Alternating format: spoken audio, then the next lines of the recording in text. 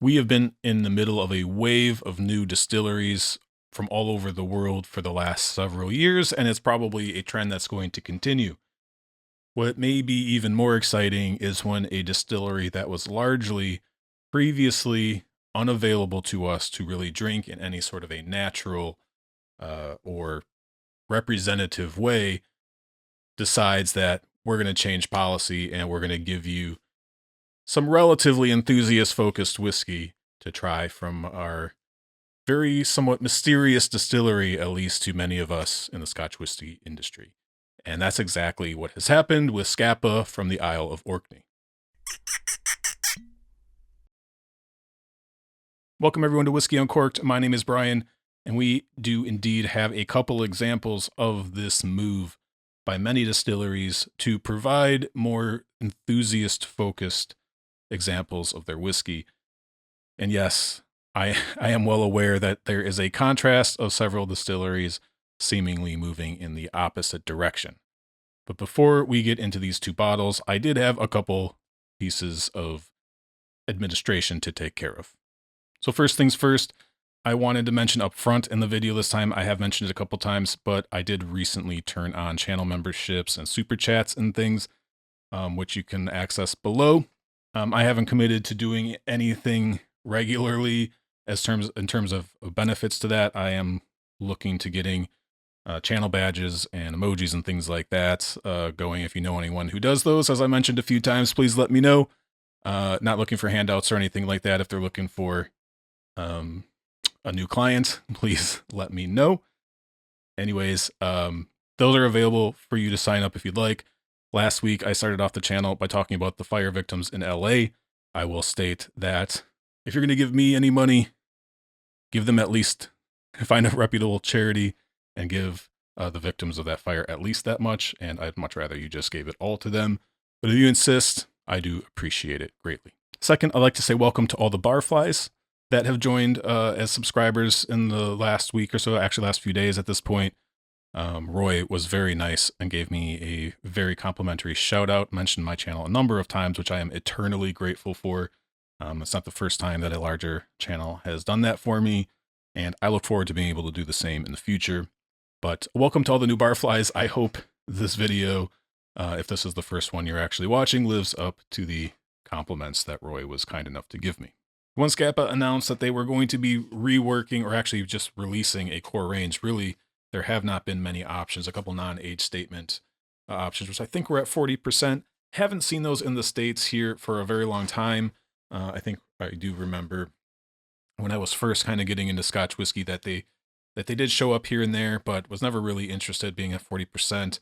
So anyways, when they announced that they were going to be releasing a 10-year-old, a 16-year-old, and a 21-year-old as part of a new core range, I'm sure many people got pretty excited.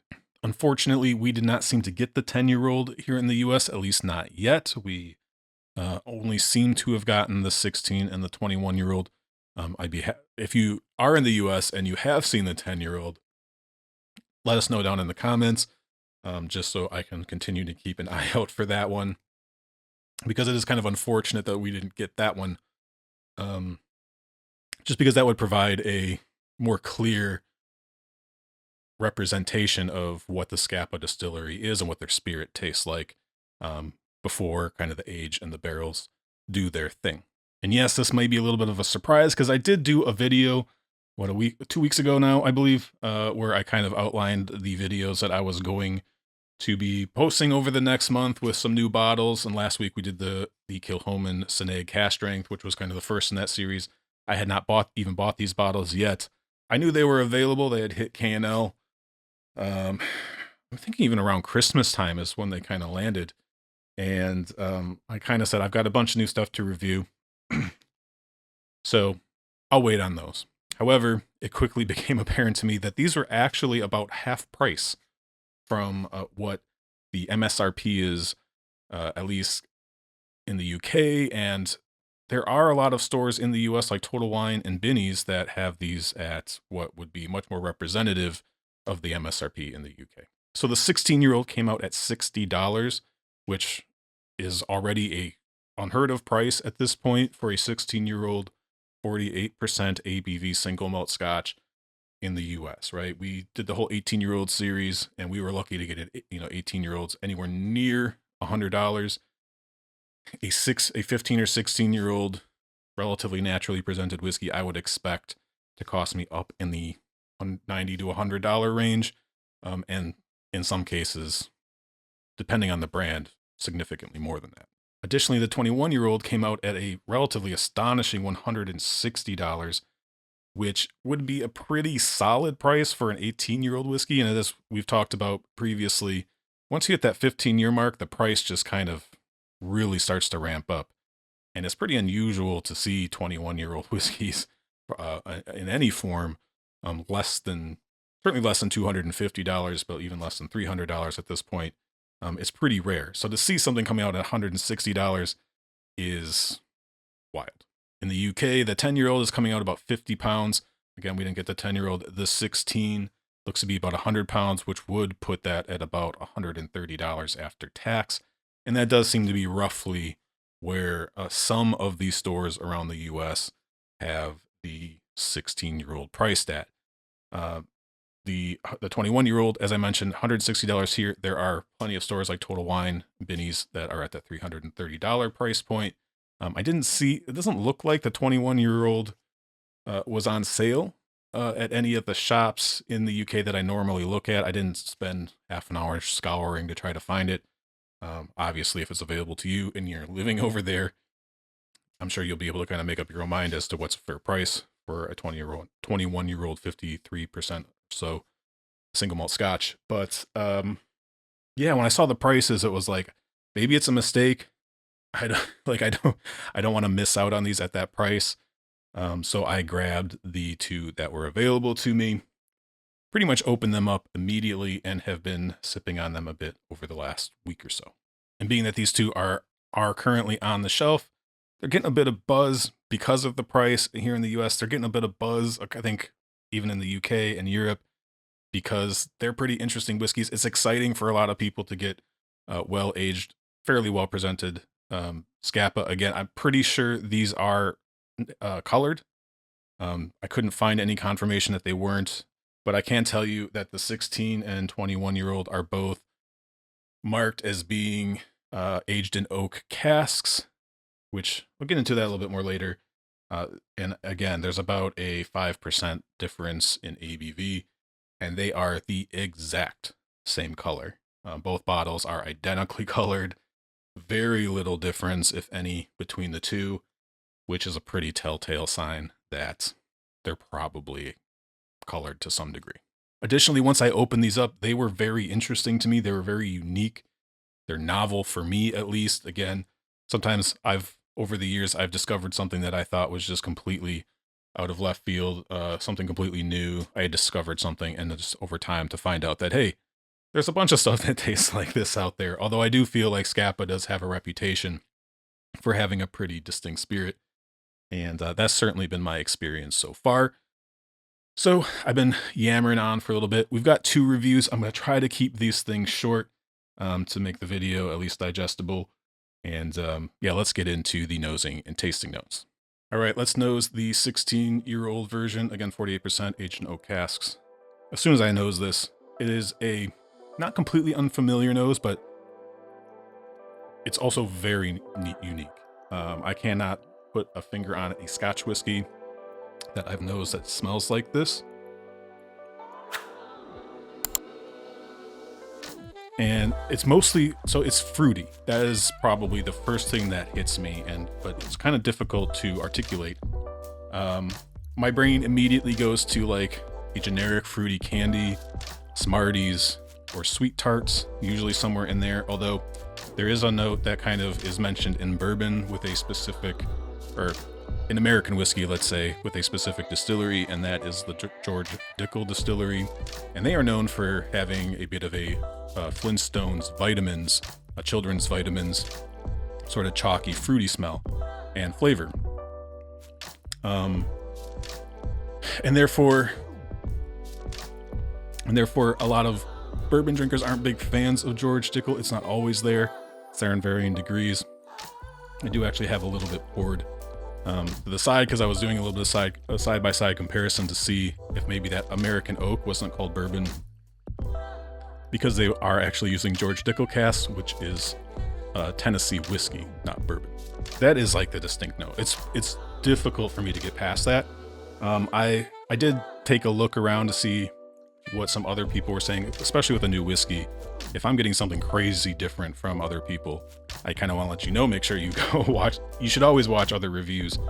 Try to find some other sources, and if you're trying to decide whether you're going to pick up a bottle or not. But sometimes with the new ones, just want to check and see if I'm crazy. And there was a lot of fruit notes. They described them in very different ways, which kind of, at least for me, validated a bit of that kind of fruit salad-y, kind of generic candy fruit, tutti fruity. I'm not really sure exactly. It's probably going to manifest very differently for you, but I lean towards that kind of Smarties, Sweet Tarts, Flintstone vitamin vibe. So the one kind of complimentary thing that I was picking up earlier, and I am able to get it. I kind of got to try to smell past the fruit. It's in the background. It's not quite smoky. These are completely unpeated as far as I'm aware. There's no peat involved in here. But it's not quite spent matchsticks, right? It's not sulfury. It's more of like if you had like a white candle and you put the flame out and you kind of just catch a whiff of that candle smoke. It's kind of buried in there a little bit. Probably from the wood, maybe some barrel char, but it kind of had when I noticed it in there, it kind of caught my attention and it was a little bit different. But given the age, I think it's pretty safe to say that there is a decent amount of oak both on the nose and the palate for both of these. They present themselves a little bit differently. Marzipan was a really common note I saw on like whiskey base or just almonds. If you're not familiar with what marzipan is, it's basically sugar and almonds mixed together into kind of a paste. I'm trying to remember if I've ever actually like knowingly eaten marzipan, and I've been telling myself for years I was just going to make myself some because it seems like it's pretty easy. Just haven't yet, but that was a really common note. I guess maybe I would have to, again, I need to make some and actually smell and taste it, because maybe it's just like unmistakable. So, but just throw that out there. A lot of other people noted that was something that they were picking up. And just generally, I think Scapa really kind of leans on tropical fruit notes, which I can see. I'm much more in line with that. I was getting more of like a kind of a citrus if I was really trying to pin it down. Like again, like a lemon candy. If I really had to pick something out, it was kind of citrusy, lemon and orange. But enough of that. I like the nose, but it's strange. It's novel. I don't love it. It's something that I could get used to. I could learn to love. But I think there's some memories in my brain of things that I don't particularly love to begin with. As a kid, we always had to eat a Flintstone vitamin in the morning. Maybe why I'm 6'3", I don't know. But we always had one as a kid. I didn't hate them. They tasted pretty good. It's just why they were children's vitamins. They're kind of sweet and tart. A little chalky, but you know, you just ate one of them and you're on your way to school. So I have some memories of that, but they're not necessarily like fun or things that I just love and miss. So I enjoy the nose, but it's definitely different, and I'm getting to learn it and to get to know it. And it's something that maybe I might like the more I get to know it. And this whiskey probably does still have some opening up to do. And sometimes things kind of mellow out and stretch out a little bit, integrate a little bit better. But at least for right now, that's what I'm getting. Let's try it on the palate, see if it matches up with the nose. Cheers. Yeah, the front of the palate on this, when it first hits your tongue and you kind of swish it around, it's kind of thin in flavor. Texture is fine, but there's something I don't like about it. It almost tastes like generic whiskey, like you over diluted a glass of whiskey and it just kind of, it reverts back to what I originally thought whiskey tasted like. Yeah, there's something, and maybe if there's room for that artificial coloring to present itself on the palate at all, it's right there. There's something there that I don't particularly like, and there's not enough other things happening to cover it up. But I don't hate it. It's not terrible, but it's just kind of noticeable because once you swallow it, you get a big bloom of flavor. This is not lacking in flavor on the overall experience at all, and it does match up with that very fruity, and in this case, a little bit chalky texture on the finish. You could chalk that up to wood tannins, but maybe my mind is already kind of on that chalky texture. But in this case, on the palate, I do think the fruit is a little bit more tropical, more pineapple, a little touch of mango, stone fruit, that kind of thing. On the finish, the oak comes out a bit more. You get a little bit of the, again, tannins. My brain's almost interpreting it as chalky. I don't really think it is, but my brain's stuck on that kind of chalky fruit note. There's a touch of bitterness. It's not bad. Nice. It gives it a little bit of age, but the oak, and for sure, really kind of makes itself known on the finish. One more quick one, and we'll move on to the 21-year-old. Cheers. Yeah, sometimes on the second sip, the fruit dies down a little bit, and the wood is a little bit even sharper. And I don't normally mind oaky whiskey at all.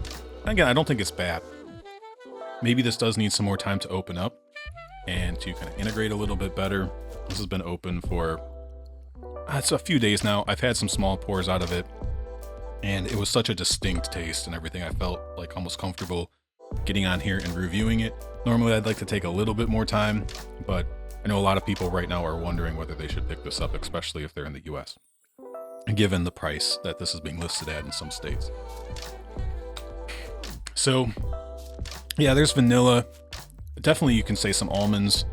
I think generally speaking, I don't focus on that stuff much. It's that fruit. That is the big thing. I know Scapa can sometimes be known for like a mineralic note. I don't pick that up in the 16 or the 21-year-old, spoiler alert. That's why I would have liked to try the 10-year-old. If it's there, it might be presenting itself a little bit differently, and sometimes if you can taste the younger whiskey, you can kind of better track that evolution a little bit. But yeah, I like it more on the palate, I think, than the nose, outside of that very front part. Again, the very front of the palate on the tip of the tongue when you're kind of chewing on it. There's something in there that I'm not a big fan of, and there's not much else. But for me right now, it is a little weird. But I do enjoy it. For a score, I debated with this one. If you're new to the channel, I do that all the time. I don't like scoring whiskey. I'll just repeat that again. Especially for these, though. I think in terms of like personal enjoyment, just like where I'm ranking this in terms of whiskeys that I really look forward to drinking at this point, this is a little bit more down in the kind of 5 to 6 range. 5 being average, 6 is above average, 5 is good whiskey. If you're one of the new barflies and you're familiar with dram face, it's pretty similar to that, right? Whiskeys can absolutely get 5s, and they're still good. I tend to lean more towards giving this thing a 6 because it is unique and it is very full flavored. I don't think it's a poorly made whiskey. If I wish there was a little bit more clear information as to whether it was colored or not, because there is a little bit of flavor in there that might indicate that it is. I do tend to be a little bit sensitive to that. But normally it's on the finish. This is more upfront, which is strange, so it might not be that at all. Anyways, I'm going to stick with a 6 out of 10, which is above average. This is good, provided you either try before you buy, or you are looking for something that might be a little off the beaten path, a little something new, something that might challenge your palate, might help open it up a little bit more. This might be a good example. I'm going to stick with a 6 out of 10 above average on this one. All right, on to the 21. Again, this is also listed as being aged in ex-American oak. It does not specifically say bourbon. Could be Tennessee whiskey. Sometimes I wonder why they use the language that they use.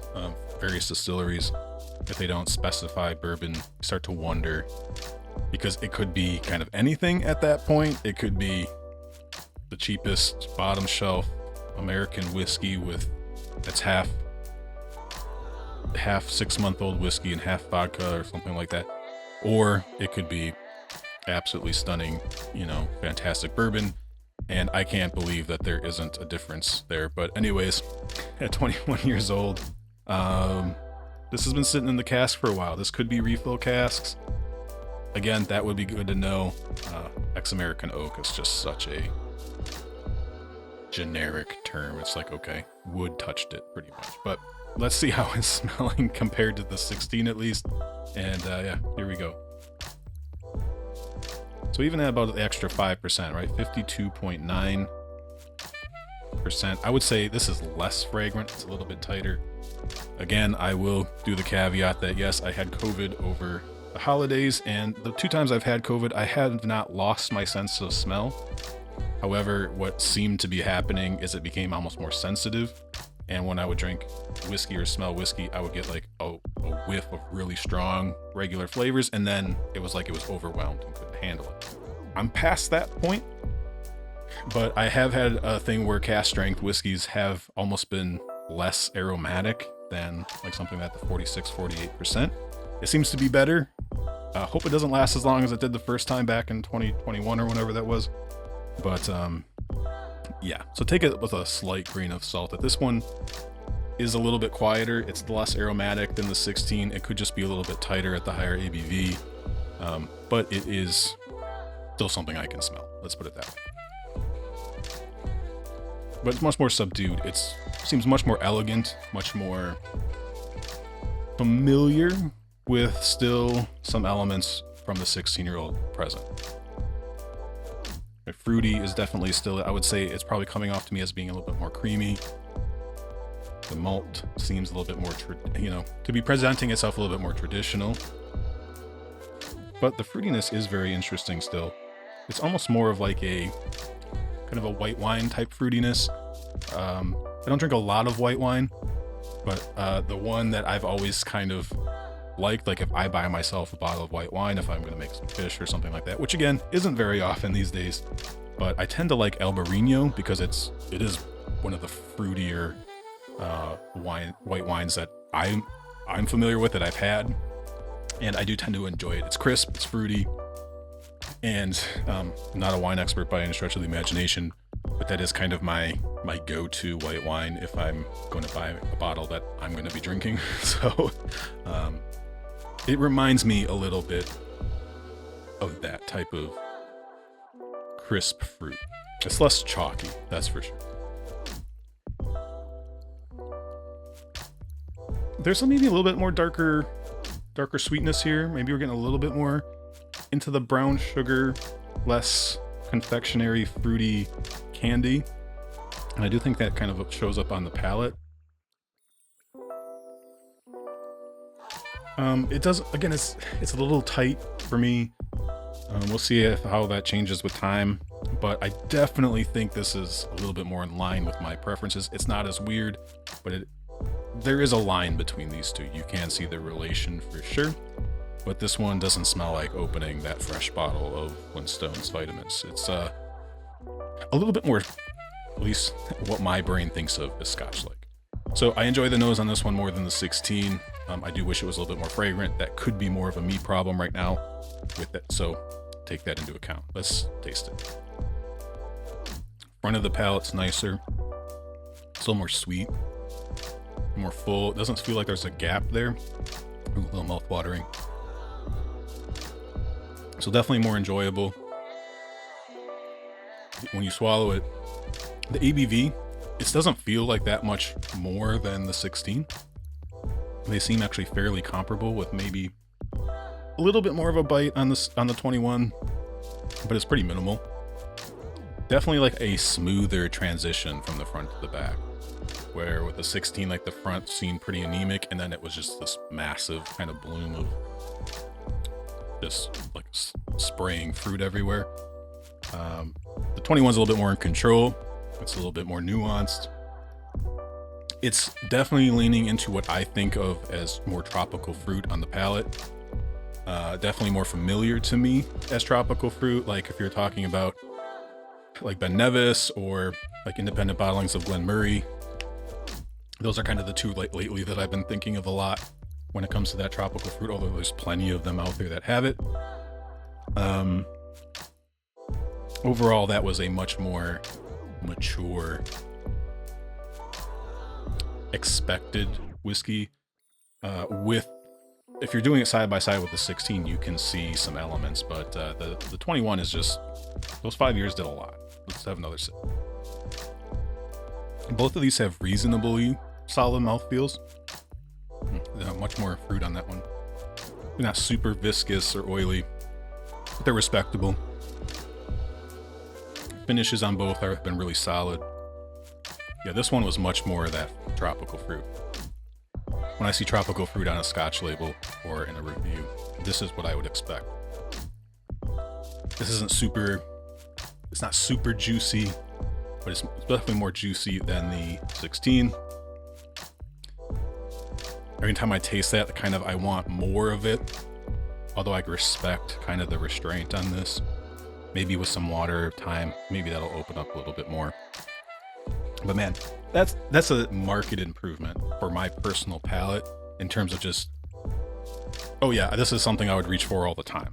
The 16 is something I'm getting to know. I like it. I'm intrigued by it. I'm looking forward to see how it changes, how I change with it. And the 21 is just much more like I can grab this almost at any time, and I don't kind of have to be in the mood for it.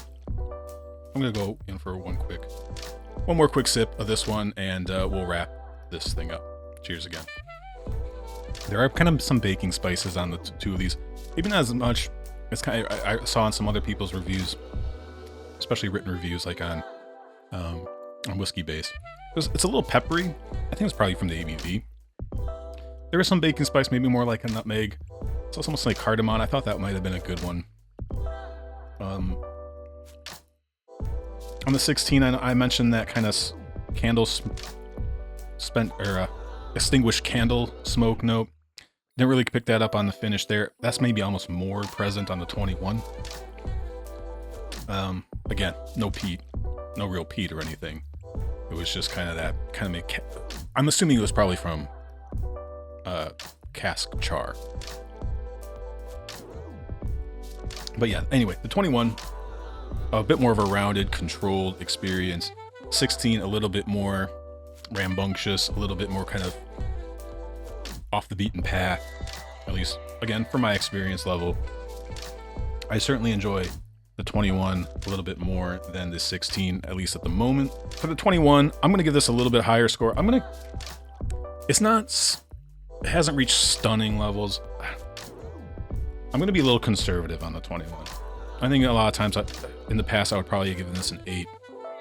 I think this is a little bit more of a 7. It's good. It's really good, but it's not completely just making me melt in my seat. Need to drink it some more, maybe experiment with some water a little bit. But yeah, I'm going to give this a 7 out of 10. Very good. This might be an 8 out of 10 by the time I'm done.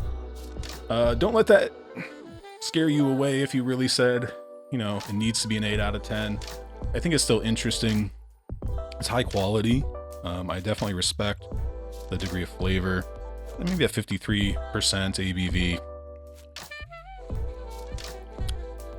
Maybe you can nitpick there that you almost want maybe a little bit more, kind of that big flavor crescendo, maybe a little bit similar to the 16, or maybe you're looking at it as it's an older, more mature whiskey. You're not going to get that. I think it's kind of up to the specific bottle, really, or the distillery, and what they're blending for, basically. So 6 out of 10 on the 16-year-old. Doesn't mean you shouldn't go buy one. You just need to know kind of what you're getting into. These are both try before you buy, with the caveat that in the US they're ridiculous prices right now, and they're probably not going to stay that way forever. Additionally, if you know Scapa, you fall in love with it, you may think that these are the best things that have ever been released. These are fairly novel to me. There's some differences and there's some different unique things happening. So I'm comfortable with those scores for now. If I really change my mind, I always have room to do updates on these things at some point in the future, but that's where I am with these right now. In terms of value, you cannot complain. If you're paying the $60, $160, they're like, it's much easier to kind of take a flyer on something a little bit different if you're paying basically 50% off. At the $120, $130 for the 16-year-old and the $330 for the 21, I'm going to struggle with those. I can't recommend them at those prices unless you know that the Scapa profile is something that just tickles your fancy like nothing else can. If you are in an area where these are kind of the $130, $330 price point, I would probably, and you haven't had them before and it's more of a curious buy, I would probably hold off. I'm not disappointed. I'm happy I bought these at the prices I did. I would not have bought the 21 at $330. Absolutely not. This 16, I would have been tempted to at 130. That's not an absurd price for that kind of age statement in the US. I would have probably bought one eventually, but I wouldn't have. Again, I would have loved to have been able to pick up the 10-year-old for even $60. All right, I was super excited to get to try these. No doubt about it. It's always fun to get something that you smell it and you taste it and you're like, oh, this is different. That's where I am in my journey. I'm not to the point where like it's hard to find things or flavors that I've never tasted before, but it's getting much more rare to find something that's truly unique. And usually you have to look at some pretty high age statements and some, let's face it, some pretty expensive bottles. I almost kind of dread that part of once I'm 10, 15 years into just being a whiskey geek, where it's like, man, almost everything's kind of been there, done that. I can understand why some of those folks are really into the new distilleries, because it is new. And maybe they felt like they've been looking for something to kind of breathe some life into their Scotch whiskey experience in particular. With that, I'm going to wrap things up. I've been rambling on about these two bottles long enough. Good luck if you do choose to buy some of these. I hope they aren't too weird for you. Maybe given your experiences and your flavor profiles, this maybe neither of them are strange at all. For me, they were a little bit, but I'm looking forward to getting to know them more. So if you do pick these up, good luck. Definitely try before you buy at the higher price points though. Or if you're in the UK or Europe and you're paying the definite like retail price. Thank you once again for watching Whiskey Uncorked. Again, welcome to all my new subs over the last couple months. It's been a little burst of subscribers, which for a small channel can sometimes feel like, you know, you've hit the jackpot even with 100 new subs or something like that. But let me know what you think of Scapa down below. If this is absolutely your favorite distillery, or if you have other whiskeys, other distilleries that produce a similar style or something even comparable to Scapa, let us know down in the comments, because I'm interested in kind of comparing and contrasting those, and to maybe make this a little bit more of a familiar taste profile for myself.